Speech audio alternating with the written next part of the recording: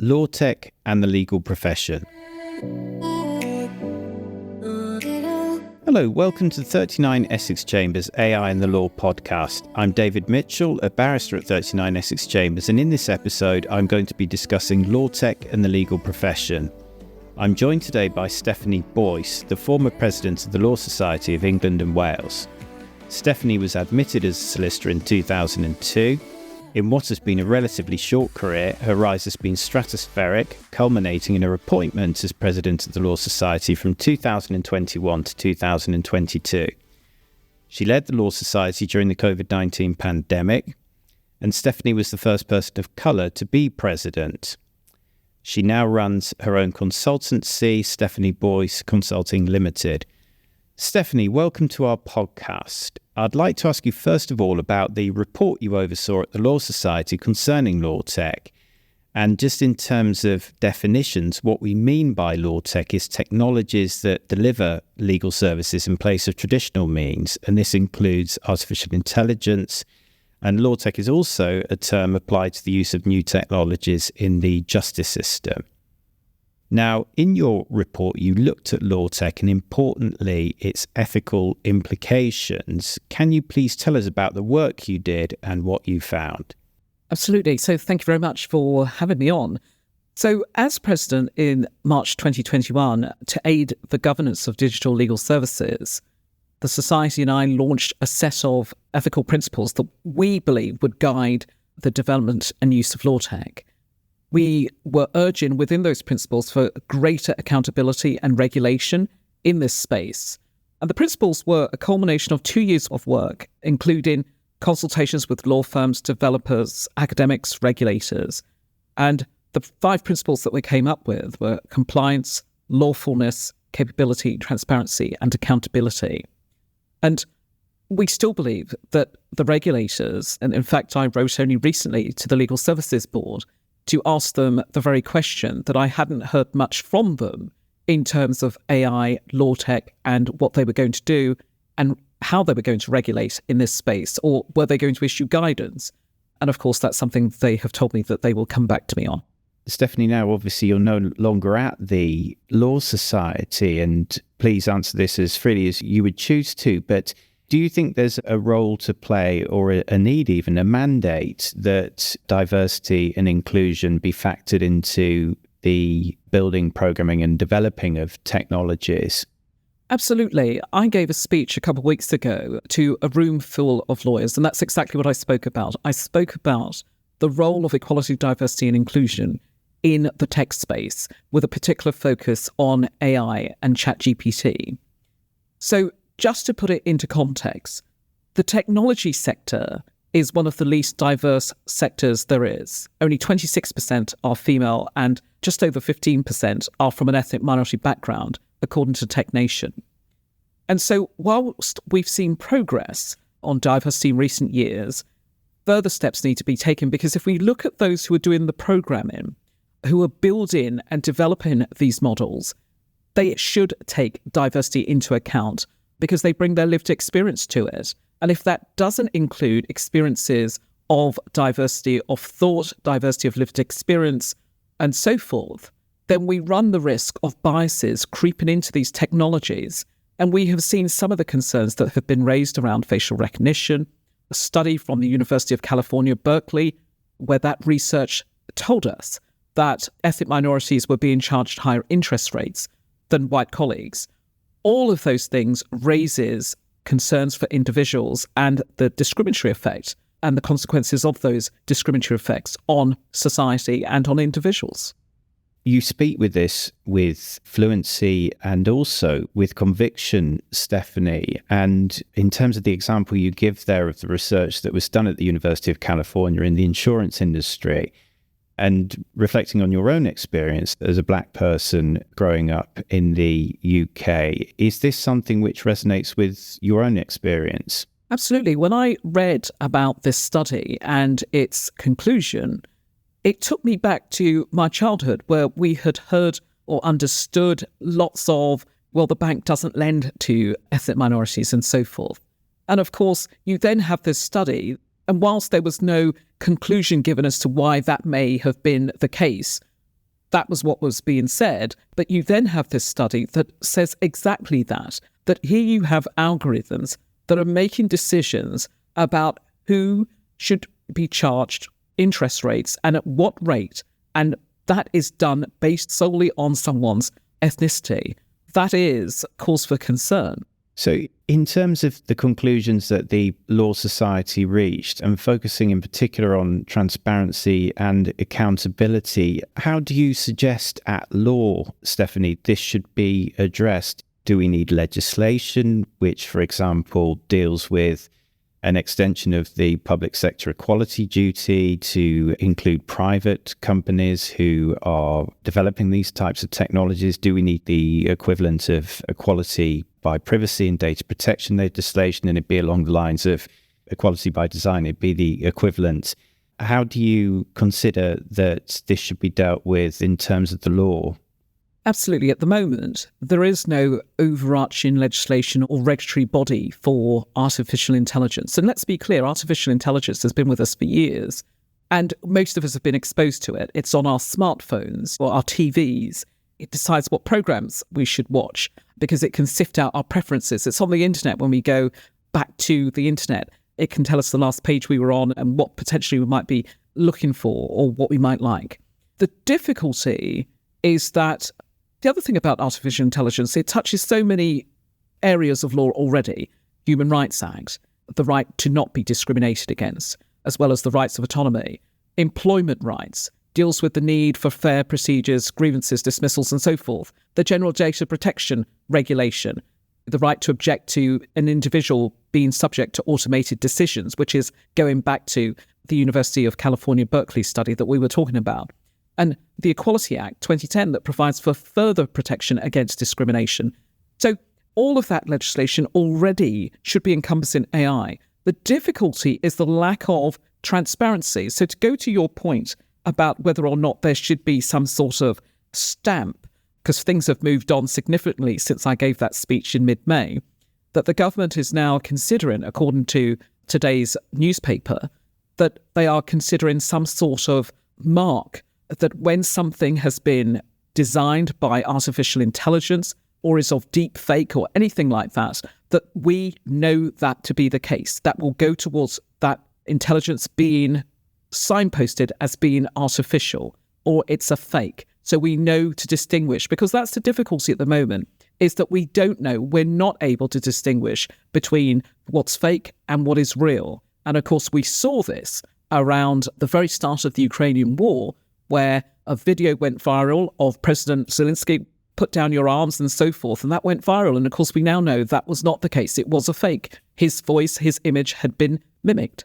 I see. So the solution obviously has to be as much technological as it has to be legal. In terms of, just to look at this in the European context, you'll be aware that the European Parliament last week, in its draft legislation on the topic of artificial intelligence, decided, at least for the time being, this might be revised, that live facial recognition technology, there should be an absolute ban. So it cannot be used in public places by law enforcement authorities.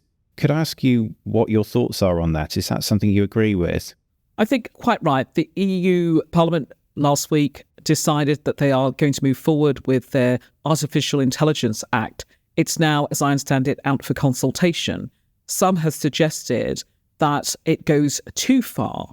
And what this piece of legislation does is it classifies the AI technologies as high, medium, or low risk. And it takes a more prescriptive approach than those outlined, certainly outlined by the British government currently and the US, which is a bit more relaxed. And I think what this government, the UK government, is intended to do is come somewhere in the middle of what the EU Parliament has decided and what the US is currently doing. I think that until we are clear as to the technologies, the ability of the technologies, until we're clear as to what the risks are, and until there are guardrails in place, then I do think in terms of facial recognition that we know there is a problem with facial recognition. It recognizes and doesn't recognize certain skin color, certain individuals. I'm also concerned as to where that data may end up. What is being done with that data? Where is it being held? What does it then go on to be used for? We know that facial recognition, and in fact, a couple weeks ago, at a major public event, the police said, we are going to use facial recognition in this country. And it was almost not picked up by anyone. We know there are concerns with it. And that is where legislation needs to be clear or regulation needs to be clear. The government needs to be clear as to what can be done with artificial intelligence. So it's not about stifling innovation. It's not about stifling growth. It's about ensuring that there are appropriate guardrails, to borrow that term, in place. And I'm pleased that since, as I say, talking about this in May, that the government is now slightly shifting its position around its AI white paper and recognising that actually more needs to be done than what it has suggested in that white paper, that incidentally closes for consultation this week.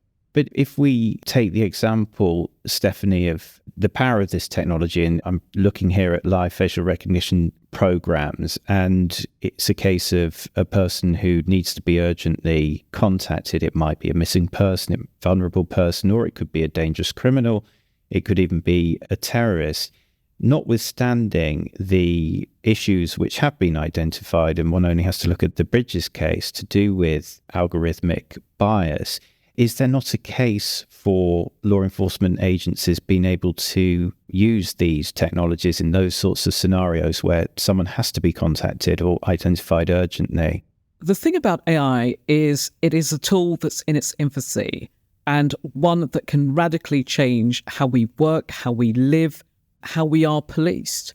And there are AI tools that will help the police, but there have to be appropriate mechanisms, guardrails in place to ensure that technology does not get into the hands of bad actors that will then go on to perpetuate some of those risks or concerns that individuals have.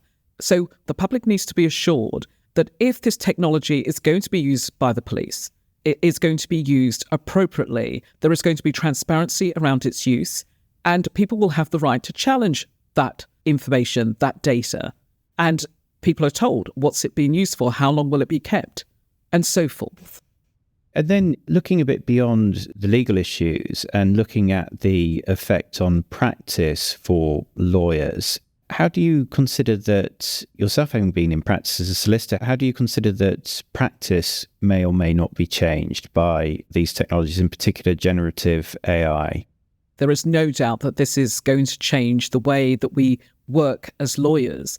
And there are many big law firms that are developing AI for themselves under their own control.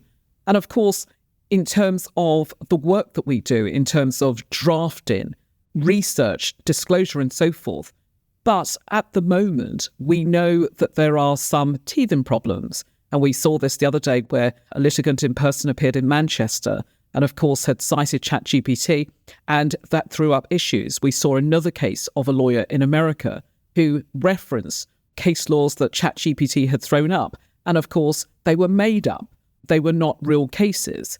So used correctly, AI, ChatGPT has the potential to increase productivity and efficiency, save money, and of course, create opportunities. But we've got to ensure that appropriate safeguards are deployed and there is transparency, there are guardrails, that the risks do not outweigh the efficiency and the productivity of these generative tools. I wonder as well, I mean, if there's the potential here or the risk in terms of causing divisional fragmentation within the profession. And what I mean by that, Stephanie, is this, that when you were president, you were looking after everyone from the sole practitioner through to the high street firm, through to the huge international law firms in the city. And as you've already pointed out, some of those huge international law firms are racing ahead in this area, and some have even developed their own bespoke technologies as variants of ChatGPT, which they're using.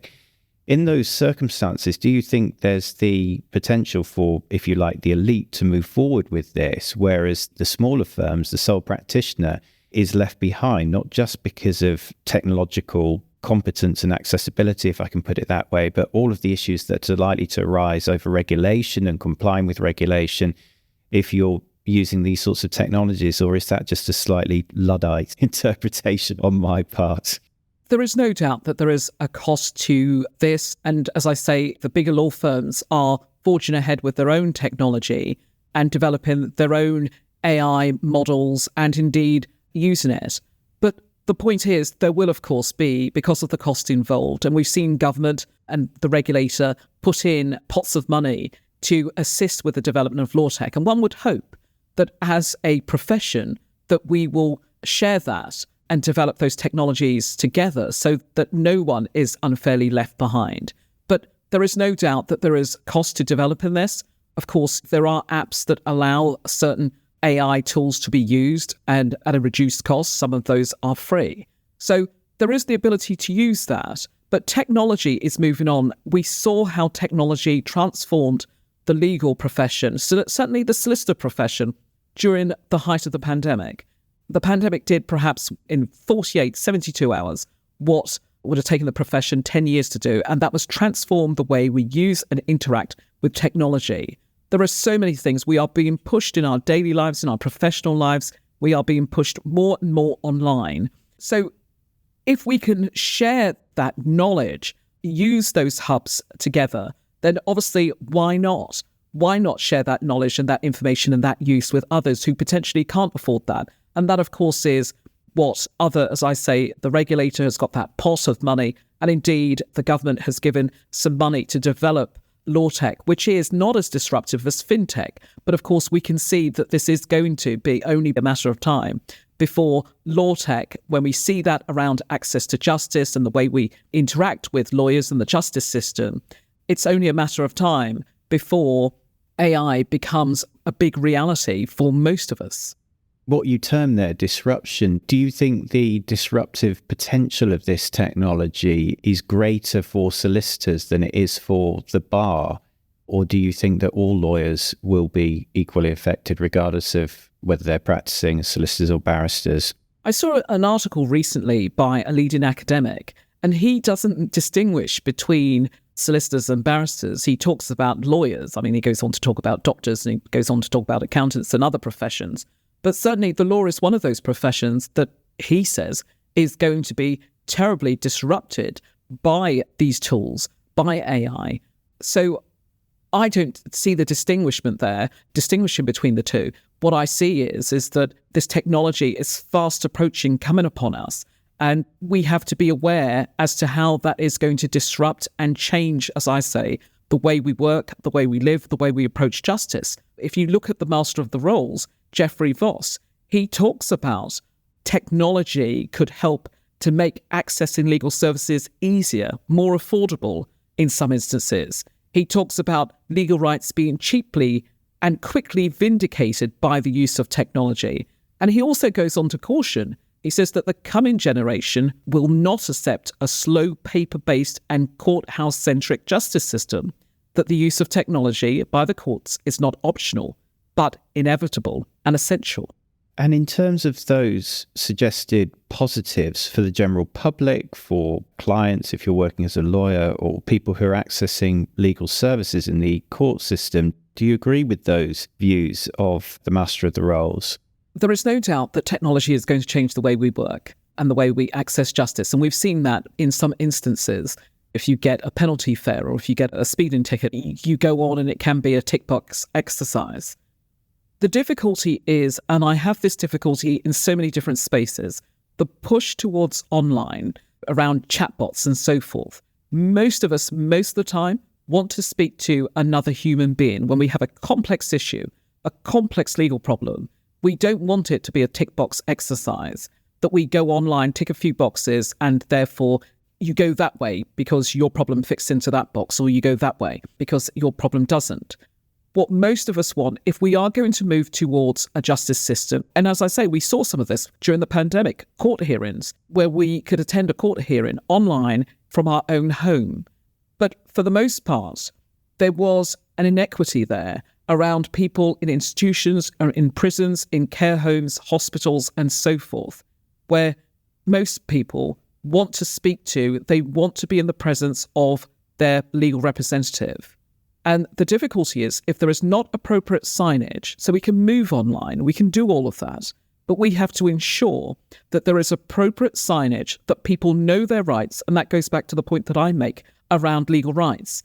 that we have a big deficiency in this country around people knowing their rights, because legal rights mean absolutely nothing. If you don't know what those rights are, and you don't even know when those rights are being taken away, and you don't know where to go to for those rights, even if you knew that you had a legal issue, then going online is just going to further complicate problems. More people perhaps are going to tick a box which may be the wrong box, agree to a speeding fine because it's just and it's quick. But the consequences of having that conviction on your record may have implications for you to be able to get credit, where you might live, where you might work, and so forth. So there's got to be appropriate signposting. And I think also we also have a big digital skills gap in this country, where lots of people, lots of adults do not know how to use or do not have the skills to be able to use the technology. They also do not have the equipment. They don't have the hardware, the infrastructure.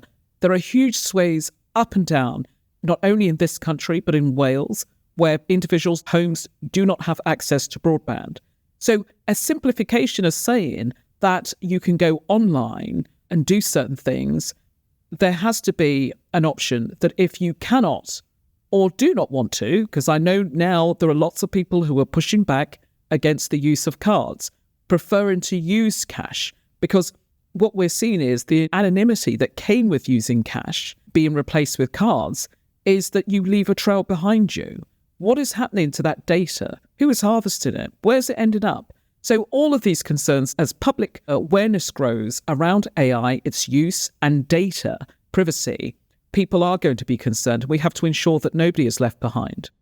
I think it's such an important point, that to do with digital literacy and also access to the internet, the technology, because this debate, whether it's framed in a legal context or otherwise, seems to assume that everyone is online and everyone has access remotely to all of these technologies at their fingertips. And as you point out, that clearly isn't the case. And fundamentally, that's an issue which is to do with access to justice. So finally, Stephanie, thank you for those thoughts, which are absolutely fascinating. Could I broaden this out? And I'll ask you a question which Catherine Apps, Casey, and I, who are conducting these interviews, are going to be asking all of our interviewees. And it's looking at AI, not just in the legal context, but a bit more broadly. And if I can ask you to give your thoughts on the effect that you think AI might have on humanity. And I'm going to ask you to put this on a scale of 0 to 10. And I've called this, in the notes I prepared, the dystopian Panglossian scale, if you can forgive that attempted literary flourish. What I mean is that at 0, at the dystopian end, is the doomsday scenario, end of the world. 10 is the utopian panacea, cure for cancer, end climate emergency type scenario. If you had to place your prediction to do with the effect of AI on humanity on that scale of 0 to 10, where would it be? I think due to the pervasive nature of AI and the growing use of it, and not only just in the law, we have to remain committed to a responsible approach to it, to make systems more fair and inclusive and transparent, test systems appropriately so they identify any potential biases, so that they engender the trust and confidence of users and those who it's used on. And we have to make sure that any current systems remove biases, stereotypes. And in doing so, we can ensure that AI serves as a tool for creating a more just and humane society. Because as I said, I am for innovation, I am for growth, but I'm concerned about the risk that AI potentially could perpetuate.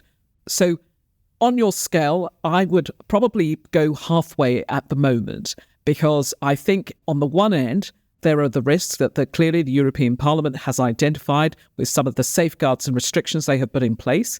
But equally, AI has transformed the way we work and will continue to transform the way we work and live. But my concern is that we don't leave people behind and we don't unfairly treat people because of AI. And we've seen a number of schools are now thinking about the approach that they need to take to exams. Some schools moving back to oral examination because of the concerns around writing papers and the use of AI and ChatGPT and so forth. So we've got to ensure that the discourse that potentially could come from AI has appropriate guardrails around it. So just to confirm, Stephanie, that's on the dystopian Panglossian scale. I've marked you down as a 5. Is that right? Yeah, I'm in the middle. So yeah, whatever the middle is. We'll give that a 5. So I'm for innovation and growth, but I'm concerned as to the risks that possibly are out there. And of course, the one thing I should say about Lawtech at the moment is it is very lawyer-based. Most of the tools that are out there are very lawyer-focused, lawyer-led, but not so much towards clients and court users. And I think we have to find that balance. Brilliant. Well, thank you very much, Stephanie, for your time this morning. That has been extremely illuminating, and we very much look forward to our listeners being able to hear your thoughts. Thank you.